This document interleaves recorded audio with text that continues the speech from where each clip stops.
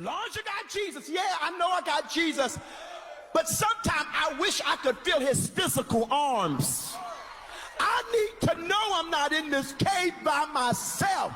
Yeah, I know I gotta talk to God, but what happens when you talk to God and all you do is hear yourself talking? It will mess with your faith.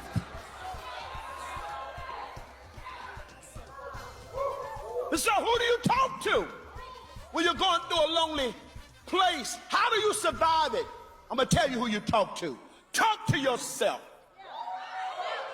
I need you to look at your neighbor and tell your neighbor, coach yourself through this place. Talk your way through it. Talk your way out of it. I read the scripture today in Psalm 42, and he asked the question, why are you cast down, O my soul? He was talking to himself. Because even when David ended up with a lot of people, he was still alone. He was by himself. He had all these soldiers fighting with him, and then they started conspiring to kill him. And you know what he did?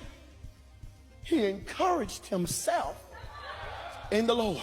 There's going to come a time in your life where your counselors need counseling. There's going to come a time in your life where your prophets need a word. There's going to come a time in your life where your encourager going to be going through their own stuff. You're going to have to learn how to coach yourself through. You've been in church long enough. You know enough scriptures. You got enough history with God to get yourself, look at yourself in the mirror and say, okay, girl, get yourself together. Come on, you ain't got to look like what you're going through. Come on, put a little stuff on your eyes. Come on, put a little couple of lashes on. You got to put the long ones on. Because you ain't got to try to prove nothing. Just put a little something on just to know that I may be going through depression, but I'm not